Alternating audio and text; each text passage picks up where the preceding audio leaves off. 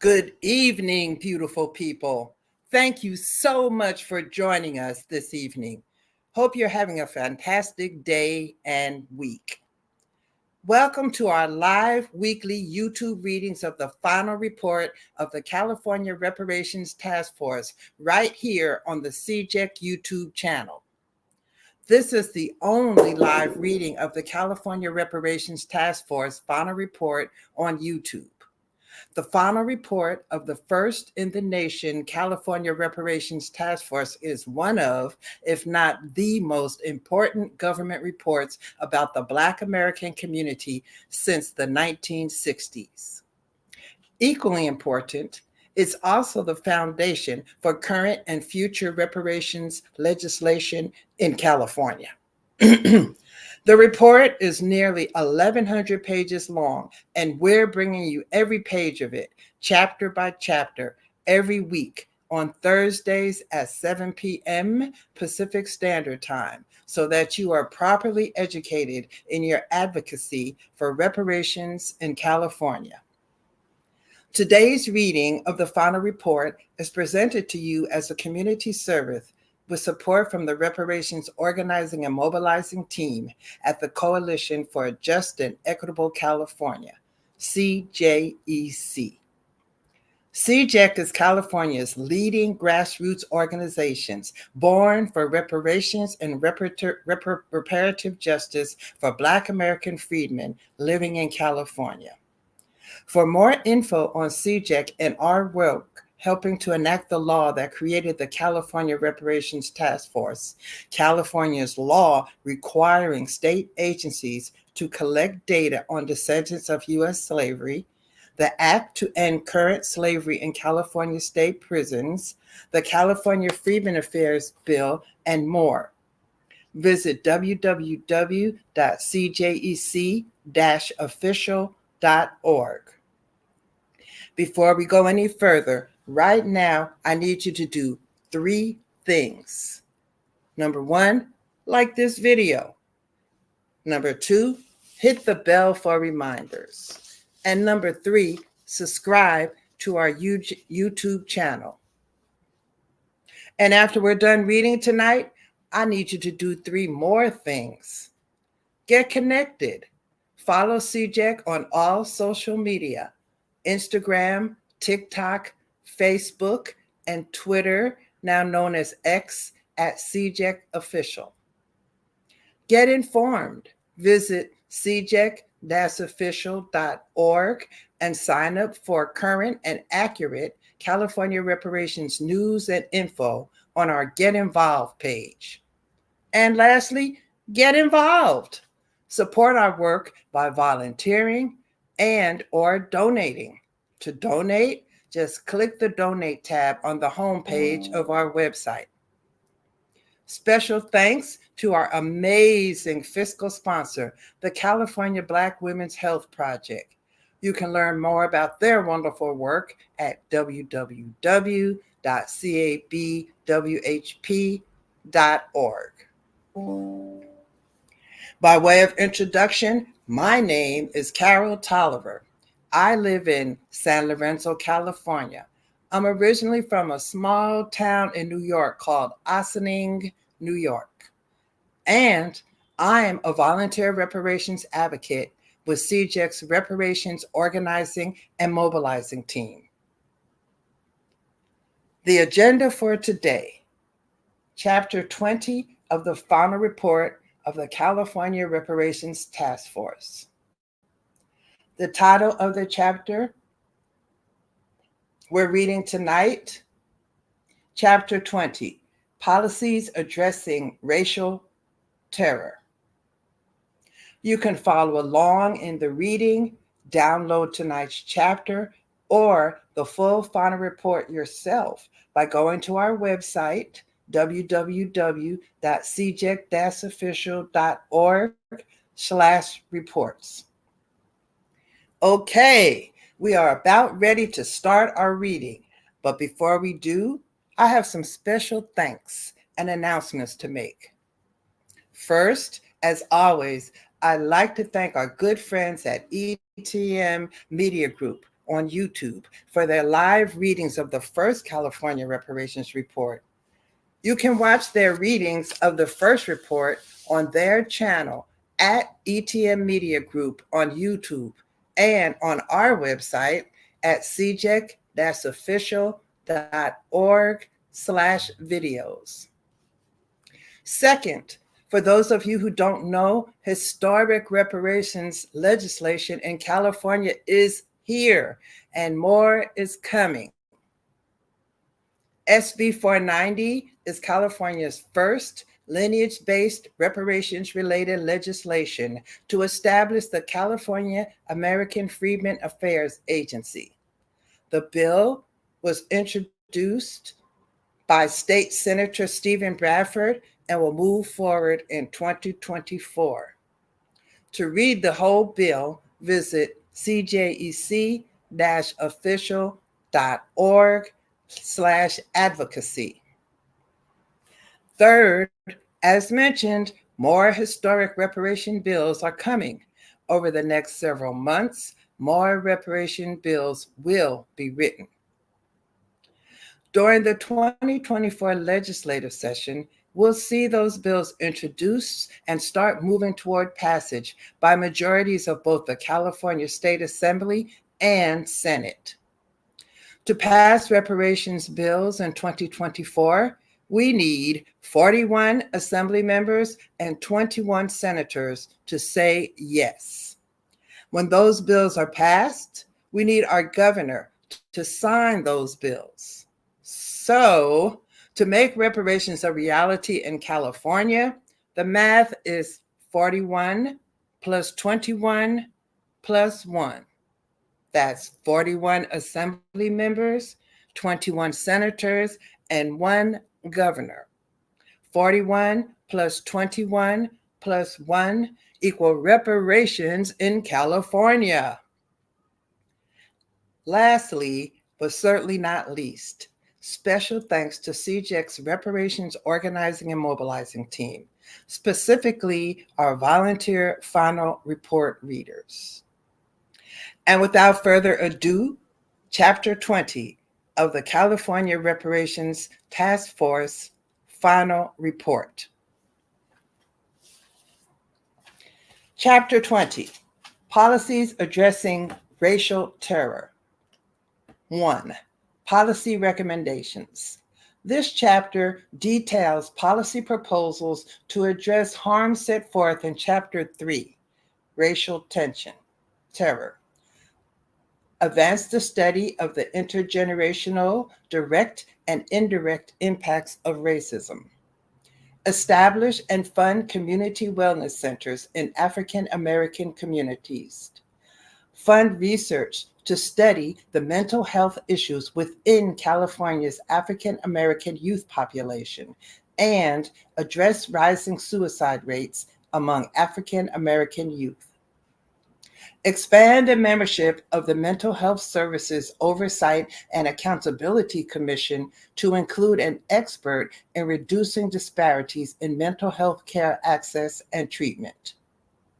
Fund community-driven solutions to decrease community violence at the family, school, and neighborhood levels in African American communities. Address and remedy discrimination against African American LGBTQ+ youth and adults, reduce economic disparities for the African American LGBTQ+ population, and reduce disparities in mental health and healthcare outcomes for African American LGBTQ+ youth and adults. Implement procedures to address the overdiagnosis of emotional disturbance disorders, including conduct disorder, in African American children. Disrupt the mental health crisis and county jail cycle in African American communities. Create and fund equivalents to the UC Prime Lead ABC program for psychologists, licensed professional counselors, and licensed professional therapists. See Chapter 29 for the text of this recommendation. Eliminate legal protections for peace officers who violate civil or constitutional rights. Recommend abolition of the qualified immunity doctrine to allow access to justice for victims of police violence. Assess and remedy racially biased treatment of African American adults and juveniles in custody in county jails, state prisons, juvenile halls, and youth camps. See Chapter 28 for the text of this recommendation.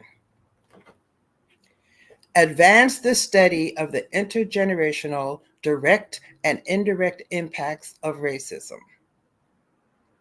As documented in Chapter 12, Mental and Physical Harm and Neglect, African Americans suffer from weathering constant stress from chronic exposure to social and economic disadvantage, which leads to accelerated decline in physical health.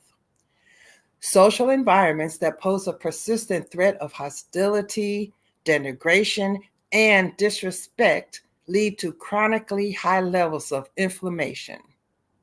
Studies have shown that Black youth who are exposed to discrimination and segregation have worse cases of adult inflammation due to race-related stressors.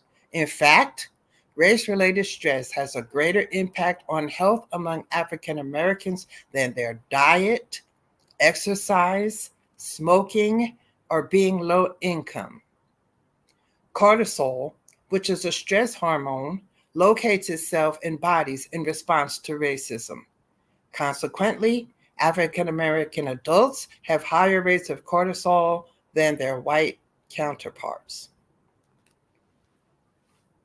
A growing body of research has begun to document racism's impact on health, but work remains to be done. Of note, the field of pediatrics has not systematically addressed racism's impact on child health, leaving pediatricians inadequately prepared to identify and respond to racism-related risks and harms. Psychologists writing in JAMA Psychiatry noted that the intergenerational impacts of racism have been less studied than research on structural racism and the experience of racial discrimination, and shared research providing some evidence that, like risk for psychopathology, the nefarious effects of structural racism and of the experience of discrimination can be transmitted to subsequent generations. They went on to propose that viewing racism through an intergenerational lens helps to address mental health disparities by creating new opportunities for action and intervention, and offering models of healing, values, and intergenerational resilience.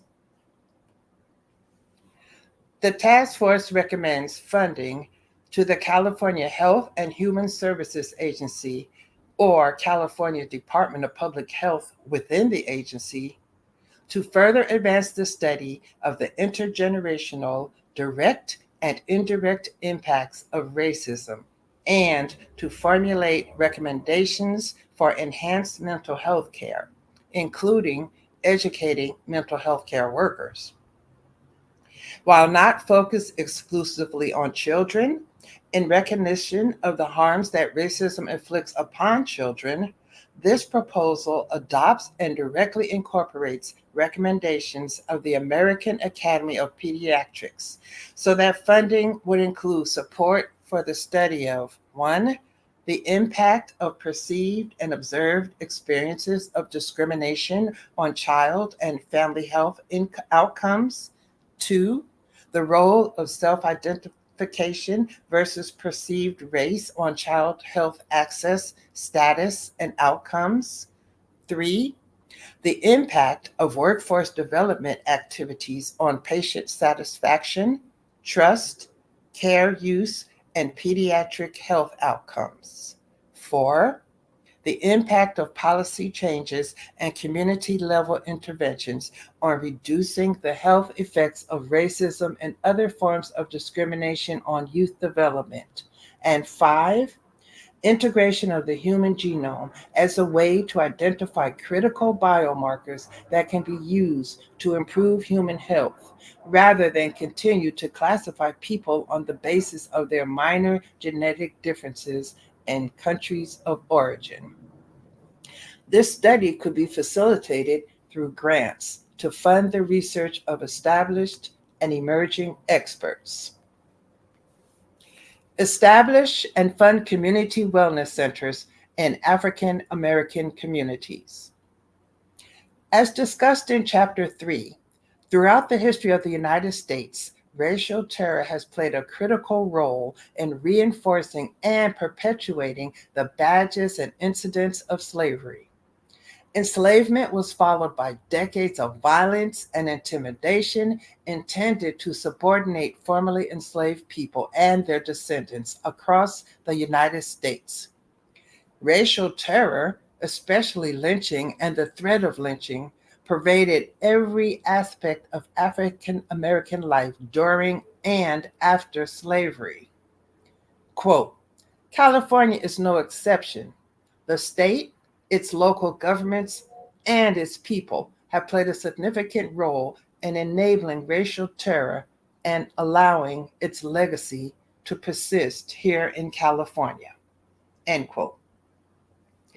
In addition to physical assault, threats of injury, and destruction of property, racial terror inflicts psychological trauma on those who witness the harm and injury. African Americans continue to experience the effects of trauma induced by racial terror even today. That trauma manifests as heightened suspicion and sensitivity to threat, chronic stress, decreased immune system functioning, and an increased risk for depression, anxiety, and substance use. Despite the clear and significant need for mental health interventions to address the effects of historical and current racial trauma, African Americans continue to experience a range of mental health care disparities. These disparities include problems of access, bias, poor quality of care, misdiagnosis, inadequate research, and poorer mental health outcomes. Further, due to the lack of accessible prevention and early intervention (PEI) programs that prevent serious mental illness in adults, African Americans are more likely to have their first contact with the mental health system through a hospital emergency room or the criminal justice system. For African American children, PEI programs are also lacking, resulting in African American children being overdiagnosed with emotional and behavioral disorders.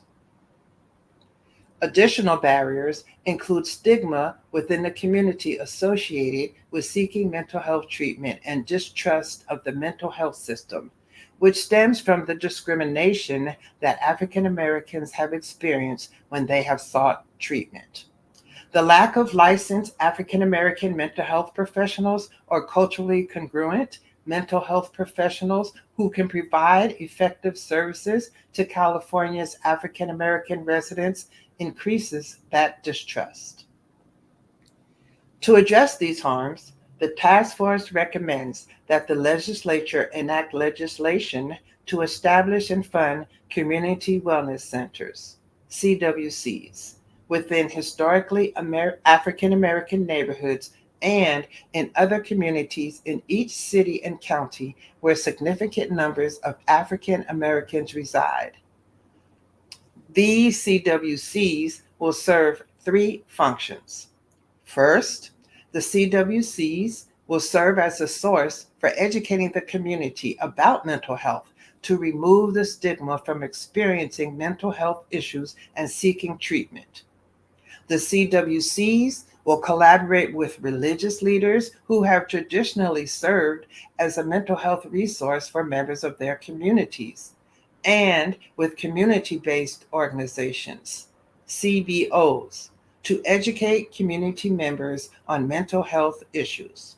The CWCs will also partner with CBOs to offer programs on parenting, processing grief and loss, substance abuse, and intimate partner violence.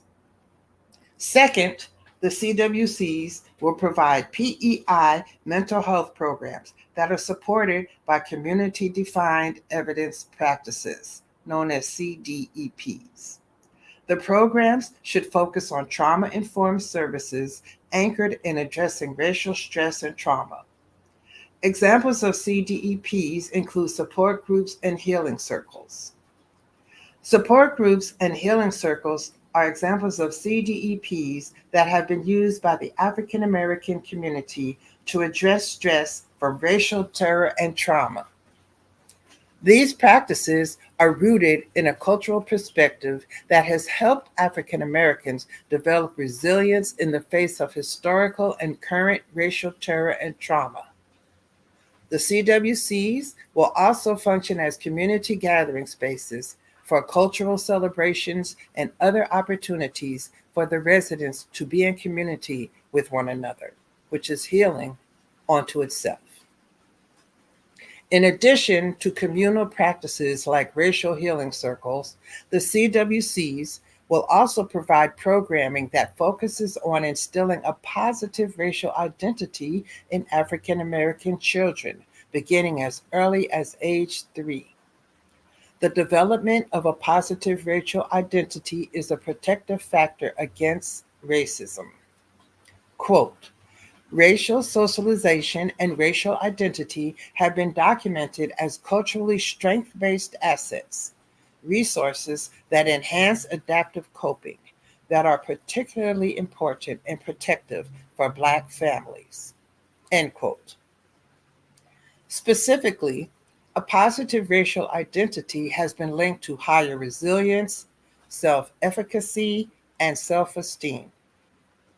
A recent study indicated that African American adolescents experienced 5.21 racist incidents on average per day, including in schools. These experiences lead to short-term increases in depressive symptoms. Developing a positive racial and ethnic identity has been shown to weaken the effects of both teacher discrimination and other daily discrimination. In developing the programming, the CWCs would collaborate with CBOs that promote programs that foster positive racial identity in African American children, like cultural programs and visual and performing arts programs, to offer these programs at the CWCs. The program would also have a parental education component to provide resources to help parents become more knowledgeable about the importance of fostering a positive racial identity and tools to do so at home. At a minimum, the programs would 1. Expose African American children to historical figures and information about African Americans' accomplishments, capacities, values, and culture. 2. Redefine and reframe the concepts of success, strengths, and accomplishments in terms of family commitment, survival of the community, demonstration of spiritual and moral integrity, and the efficacy of civil rights efforts in combating discrimination, rather than by using standards and definition based on Euro-American culture and worldview. And thirdly, expose African American children to Black people in positions of power and control, including those in other countries, using film and other media. Third, the CWCs will serve as access points for screening and referrals to the appropriate level of care for both mental health and medical care. Each CWC should be staffed by a licensed mental health professional who is culturally congruent with the African American culture, who can provide screening and appropriate referrals for people in the community, and who, if requested, can provide urgent mental health intervention. This should include screening for depression and suicide risks for children and adolescents, the group for whom suicide rates have increased the most. The licensed mental health professional should also have knowledge about PEIs, including those supported by CDEPs. The task force relatedly recommends that the legislature ensure sufficiently increased funding for mental health services provided in traditional clinical settings, including outpatient and inpatient services, to absorb the increased referrals from the CWCs. County departments of mental health across the state should be required to provide CBOs with access to PEI resources at the county level, align county priorities with non-evidence-based intervention opportunities, and provide annual accountability updates to demonstrate the extent to which the cultural and contextual needs of African American residents in their county are addressed. The staff of the CWCs should also include a culturally congruent general medical provider and a culturally congruent healthcare advocate.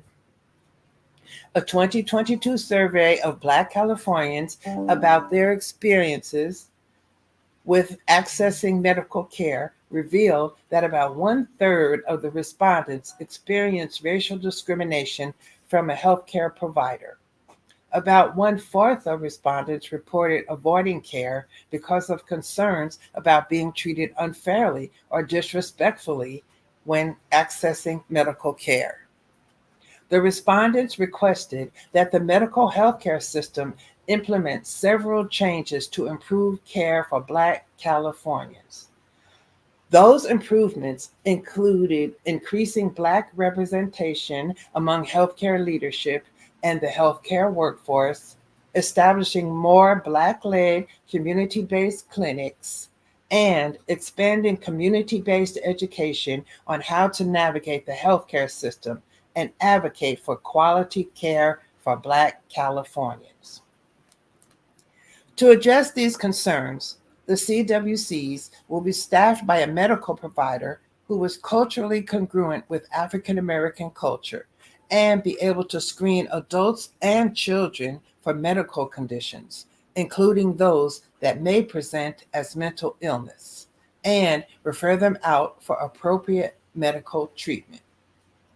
Further, each CWC should be staffed by a culturally congruent healthcare advocate or a medical social worker who will assist members of the community in navigating the medical and mental health systems to ensure access and provide advocacy when community members experience discrimination or otherwise do not receive respectful and proper care. Additionally, the Office of Health Equity, which is housed in the California Department of Public Health, should be required to collect data regarding the number of people using the medical screening and referral services at CWCs to assess whether there is a need for additional resources for a specific CWC or community. Fund research to study the mental health issues within California's African American youth population and address rising suicide rates among African American youth. Anxiety, depression, and suicide rates have been rising among African American children and teenagers in recent years. The COVID-19 pandemic compounded these issues by disrupting the lives of adolescents and limiting their social activities.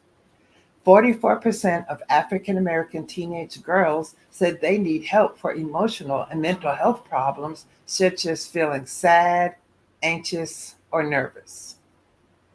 The rates for suicide for African American children has also increased significantly when compared to the suicide rates for white children. Specifically, suicide rates among white children have dropped from the 1993 through 1997 to the 2008 through 2012 periods, but rates have steadily increased among African American elementary school age children. 37% of elementary school age children who died by suicide were African American, as were 12% of the early adolescents who died by suicide. Between 2014 and 2020, the death by suicide rates among African American youth doubled, rising to twice the statewide average. Almost one in four, 22%, African American seventh graders has considered suicide, more than twice the rate of white students at 10%, and the highest of any group in the seventh grade. As of 2018, suicide was the second leading cause of death among African American children aged 10 to 14, and the third leading cause of death among African American adolescents aged 15 to 19. Despite the increase in suicidal thoughts, suicide attempts, and deaths by suicide among African American youth, only a small number of research studies have examined death by suicide in African American children. Very little is known about causality. Quote, common risk factors associated with suicidal behaviors recently have been found to not be associated with suicidal behaviors among Black youths, end quote. The few studies that have examined the issue suggest that there are a number of factors that could be contributed to the increase. Multi-generational cultural trauma, community violence, adverse childhood experiences, ACEs, stress response patterns, systemic and institutional violence, and bullying may play a role. Research also suggests that discrimination plays a significant role in the increase in the risk of suicide among African American youth. Specifically, one study concluded that discrimination was a universal risk factor for suicidal ideation among African American youth, regardless of their ethnicity or gender. Exposure to online racial traumatic events, such as police killings and videos of people being beaten, is also associated with an increase in depression, post-traumatic stress symptoms, and suicide risk. Compounding these issues are disparities in access to mental health services for African American youth. African American youth are less likely than white youth to receive mental health treatment, even after a suicide attempt. Quote, only 16% of Black youth in Medi-Cal have been screened for depression and provided with a follow-up plan if needed, end quote. In combination, the higher rates of misdiagnosis among African Americans, psychiatric diagnostic tools that have explicitly racist origins, and a lack of sufficient African American medical professionals lead many African American children and adolescents not to trust the American medical system, which may prevent them from seeking help for mental health issues. Existing research indicates that, quote, saving the lives of Black children and youth will require greater investment in protective factors, including social and emotional supports, while simultaneously addressing structural racism. The social determinants of their health, mental health stigma, and help seeking, and providing culturally tailored treatment opportunities, end quote. The task force accordingly recommends a multi-pronged approach to researching suicide risk and prevention strategies for African American youth and for addressing their overall mental health. The task force recommends that the legislature amend the Mental Health Services Act, the MHSA, to authorize the Office of Health Equity to establish and fund practice-based suicide prevention research centers throughout California to study suicide risks and prevention in African American youth, building on the example of the National Institute of Mental Health, the NIMH, which issued a notice of special interest at the national level to fund research focused on the risk and prevention of suicide in African American youth. The Office of Health Equity is authorized by Health and Safety Code Section 131019.5 to lead the effort to reduce health and mental health disparities to vulnerable communities, including African Americans. Like the NIMH, the Office of Health Equity has the authority to direct and fund research on suicide and risk prevention in California, including specific research on suicide risk and prevention in African American youth.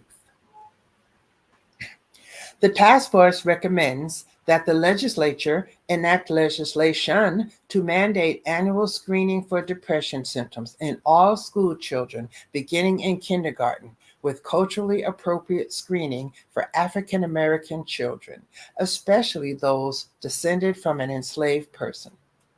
This recommendation builds on the American Academy of Pediatrics endorsement of a recommendation to use a self-report screening tool to assess for depression in youth, and recognizes that symptoms of depression and anxiety are increasingly seen in younger children. A self-report tool designed to measure core depressive symptoms in children and adolescents can be used for annual screenings without requiring extensive testing for each child. Youth who present with significant depression symptoms should receive further evaluation beyond the mandatory screening required for all students. At the same time, the guidelines for assessing depression symptoms in children and youth must note that there is a lack of cultural relevance in empirically supported approaches to assessing depression in African American children and adolescents, and that African American youth may express symptoms differently than other populations. The task force recommends that the legislature fund and support research to develop screening and treatment approaches that are inclusive of African American children and youth and appropriately matched to their needs. The task force also recommends that the legislature enact legislation to increase funding for public schools throughout California to provide counselors, social workers, and mental health professionals whose practices are culturally congruent with African American culture. Relatedly, the task force recommends that the legislature ensure sufficient state funding for schools to provide, quote, spaces and programming aimed at breaking down mental health stigma, end quote. A recent study indicated that students are willing to seek help from school counselors, but that the limited availability of counselors creates a significant barrier to access. In expanding the number of counselors available at each school, the legislature should require and ensure that African American students have the same counselor to student ratio as students at schools in the wealthiest school districts in California. To address and mitigate any stigma some students may experience when seeking help, care must be taken to allow those accessing mental health services to be inconspicuous. The task force additionally recommends that the legislature enact legislation to provide funding for confidential peer counseling and peer support groups in each school throughout California to help students who are struggling with depression or experiencing discrimination in the school, but who may be reluctant to seek help from a school counselor. Studies indicate that peer counseling and peer support groups are beneficial to students experiencing depression. Providing confidential peer support groups at school could be an important PEI protocol for those students at risk for suicide. The task force also recommends that the legislature enact legislation to provide schools with additional funding to establish healing circles or sharing circles for African American students who may be experiencing discrimination at school. Healing and sharing circles are examples of CDEPs that have been shown to help African Americans process racial trauma. The task force further recommends that the legislature enact legislation to develop, require, and fund training in, quote, anti-racist and trauma-informed mental health practices, end quote, for teachers and school personnel in public schools throughout California. The task force recommends that the legislature enact legislation to fund training for teachers and school personnel in social and emotional learning programs to teach techniques that can be used to help students cope with their anxiety and manage their emotions. The task force recommends that the legislature enact legislation to fund implementation of programs that address trauma and chronic stress among students, teachers, staff, and the larger school community at high-need schools. Expand the membership of the Mental Health Services Oversight and Accountability Commission to include an expert in reducing disparities in mental health care access and treatment. The entity charged with overseeing the implementation of mental health legislation in California is the Mental Health Services Oversight and Accountability Commission, MHSOAC. The provision establishing the MHSOAC provides for 16 voting members. One of the responsibilities of the MHSOAC is to develop strategies to overcome stigma and discrimination and to increase access to mental health services for underserved groups. In 2017, Governor Brown vetoed legislation that would have added an expert in reducing mental health disparities to the MHSOAC. The MHSOAC acknowledged in 2022 that structural racism has caused racial disparities to persist in California's mental health system. At its November 17, 2022 meeting, the MHSOAC approved its Racial Equity Plan, which is the MHSOAC's, quote, initial step, end quote, to address the demonstrated disparities in access to mental health services and disparities in treatment that result from structural racism. In this, quote, initial step, end quote, the MHSOAC states that it will solicit the help of subject matter experts in identifying, quote, best practices of policy research that address disparities, end quote, and in evaluating and modifying the racial equity plan to meet its, quote, racial equity vision, end quote.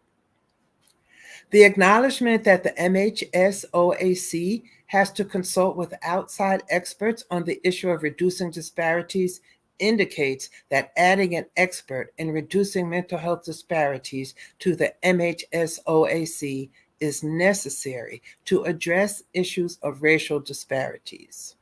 There should be internal capacity and expertise on this subject, given the centrality and import of racial disparities, the grace consequences of these disparities, and the MHSOAC's responsibilities.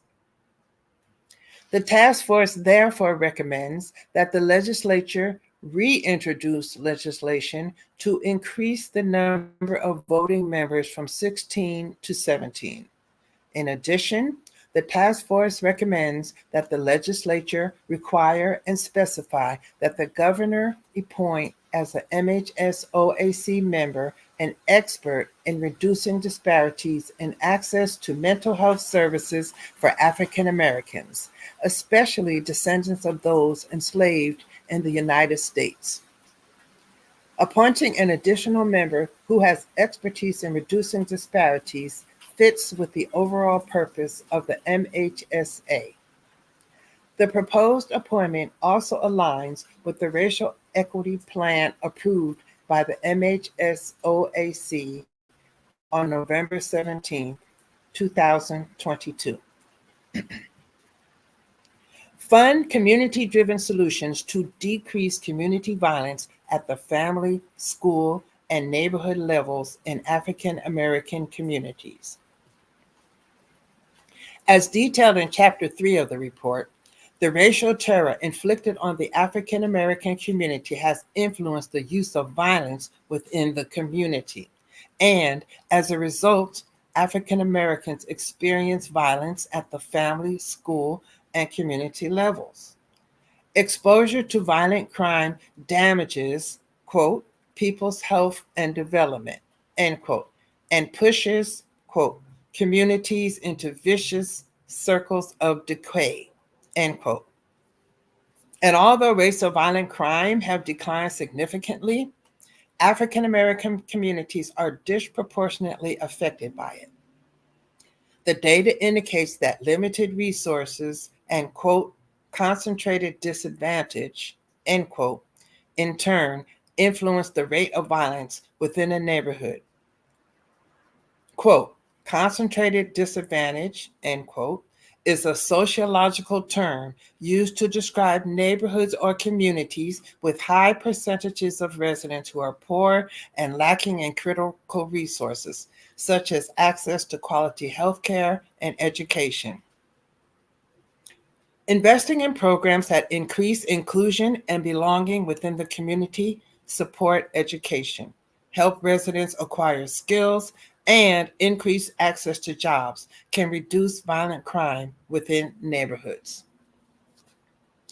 The task force recommends that the legislature enact legislation to establish and fund a state-funded grant program to support community-driven solutions to decrease community violence at the family, school, and neighborhood levels in African American communities.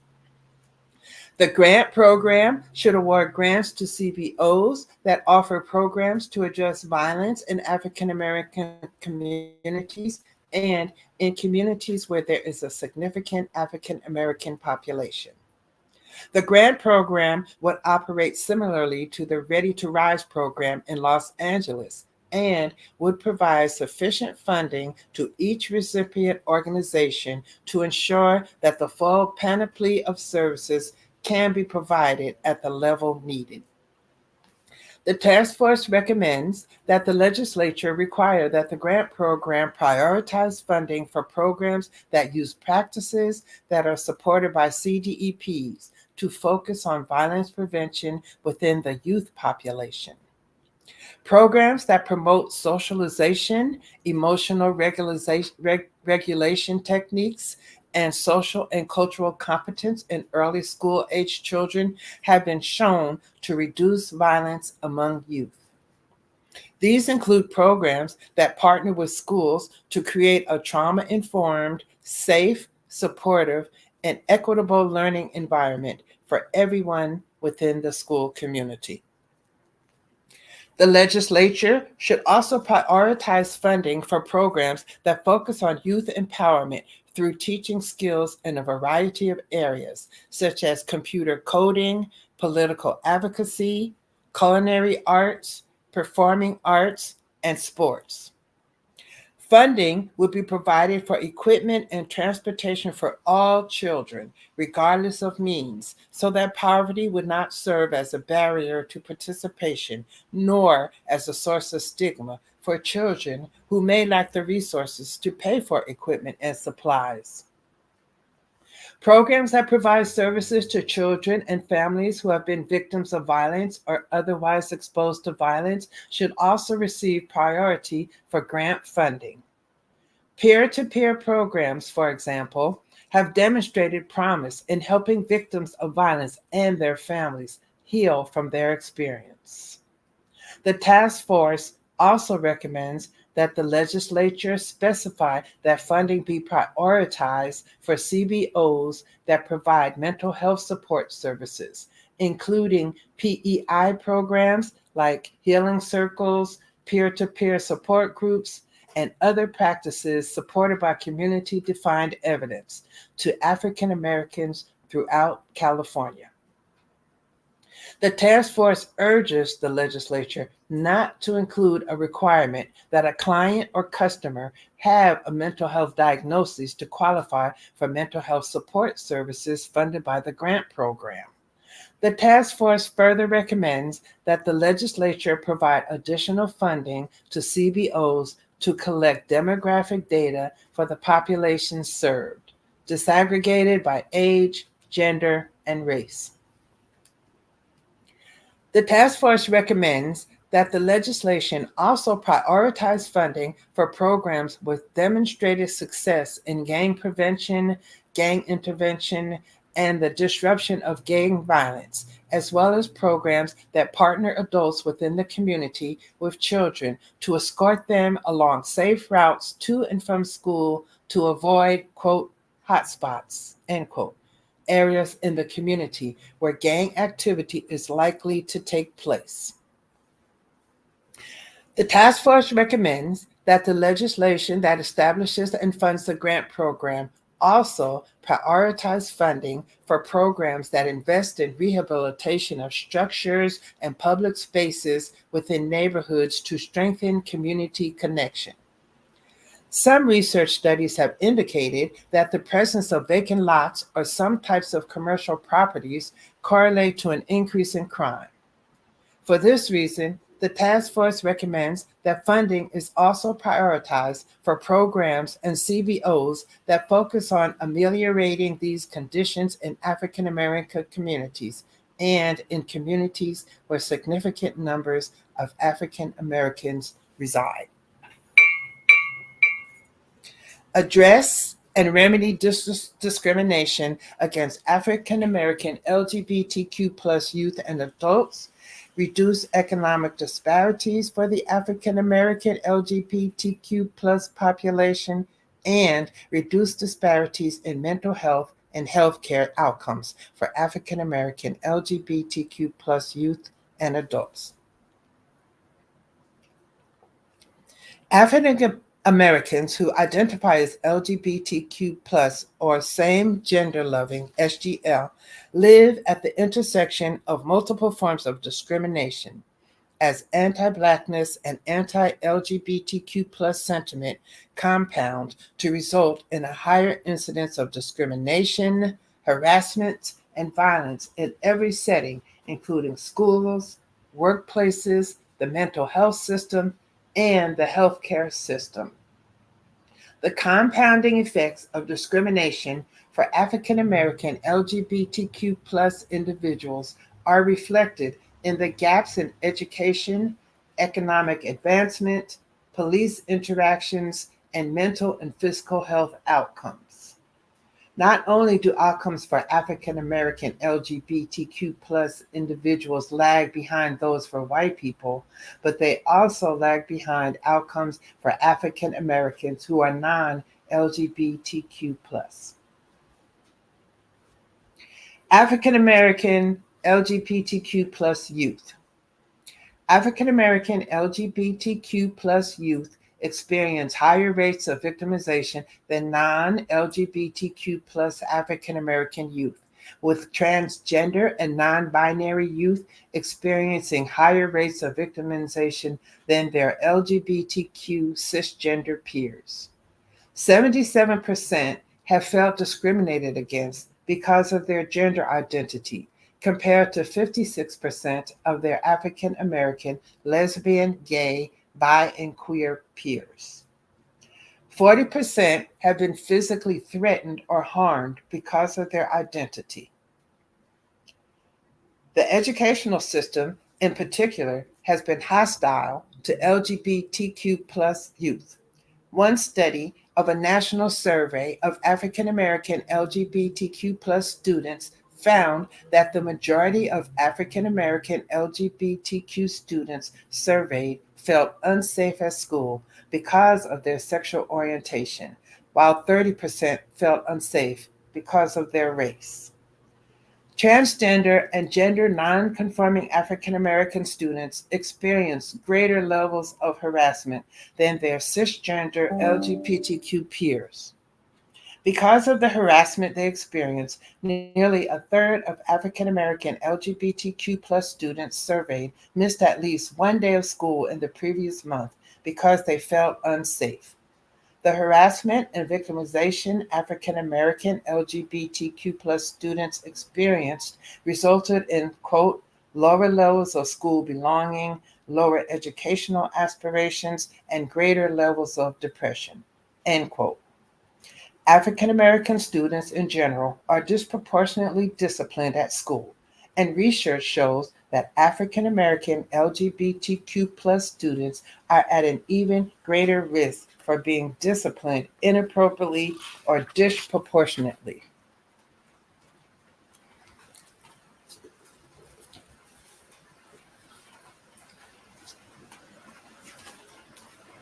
African American LGBTQ students who attended majority African American schools were more likely to experience, quote, out of school discipline, end quote, than African American LGBTQ students at majority white schools.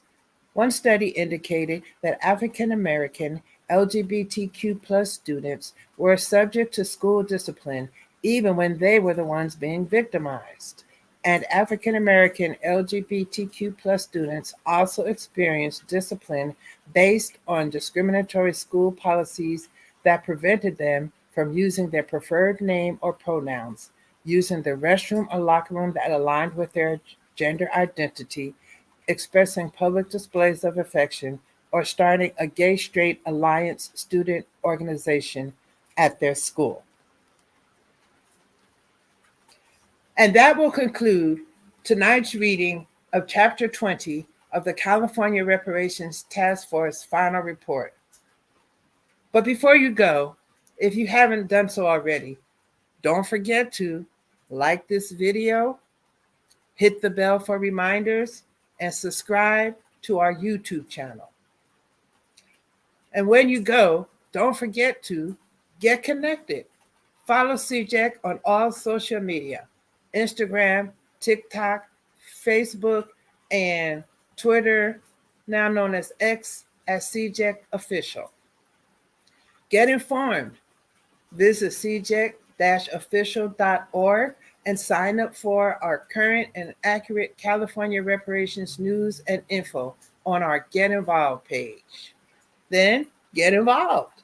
Support our work by volunteering and or donating. To donate, just click Donate tab on the home page of our website.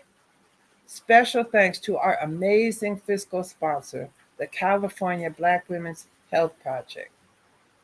And before we go, I'd like to let you all know about a wonderful community event we are having this Sunday. That's right, November 19th, this Sunday from 2:30 to 4:30 at the 81st Avenue Library in Oakland, California. Please show up. It's bound to be a great experience for all of us. With that being said, thank you all so much for your time. I appreciate each and every single one of you. Remember, we are closer to reparations than we've ever been in California. And with that being said, have a great night.